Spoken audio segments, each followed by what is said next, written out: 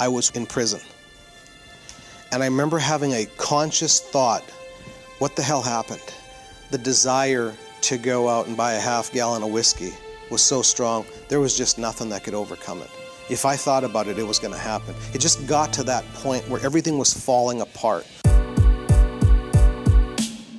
My name's Greg Horvath, and I had the incredible opportunity to redeem my dream a few years back, and I'm excited to share it with you. I had a very troubled, tumultuous childhood. In other words, a lot of bad things happened early on.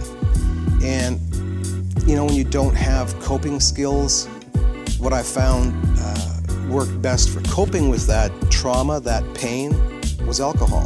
And it worked. It dulled that pain that I had stuffed all that stuff away. And it worked for many years. I moved along, but I just became much more angry at the world. Now, at that same time in high school, I started playing football. I was good at it.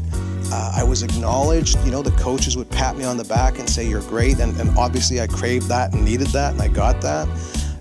And I was acknowledged, you know, teammates, fans, other people from the school. It was really a cool deal. So we were heading into what would be, it was like a state championship game. And in order to stay on the team, I had to get caught up with my studies and so on. They had obviously had meetings, the teachers involved and the coaches, and the decision was made that I was suspended. They were going to suspend me for that game. I was just devastated. You know, we lost that game, and I never played again. So then I did promptly quit high school, and I went down a road that should be far less traveled for 10 years and proved everybody right. Whatever they had said, I had proved them right. It was in 1990 where it was, around 7 o'clock in the morning. I'm, in the bathroom. I'm hungover. It had been the end of a 4-day binge. I'm shaking violently, uncontrollably. I'd never been that physically ill. And I remember trying to cut one last deal with God. I just, get me out of this one more time. And something was different. And I had done that for years, hey, I'll clean it up, I'll change, and I just never did. And this time I was trying to do the same thing, and something was different. Something had broke, or was just different. And there was a real, when I say clarity, a moment of surrender, epiphany, there's different terms for it, but I knew that I could no longer go on the way that I was.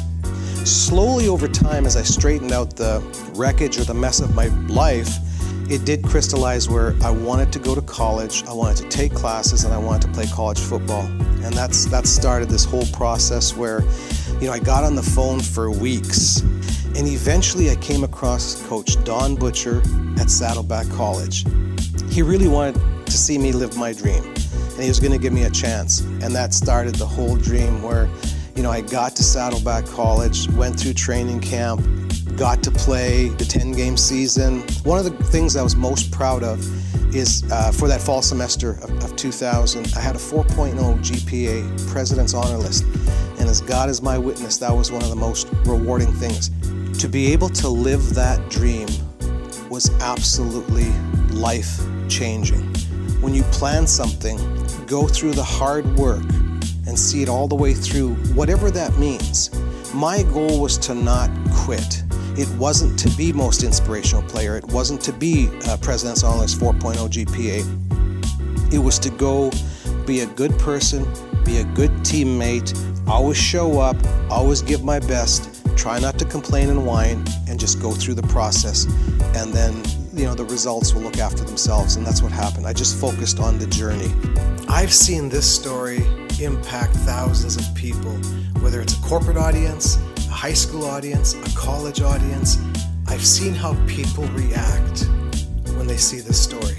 Our goal is to turn this story into a feature film, and we want to invite you to be a part of it. If we can get a lot of people to help, we can get this film project going, and we can turn this into a feature movie that opens in theaters across the country, inspiring millions, not hundreds or thousands, inspiring millions to change their lives, live their dreams, and be fulfilled.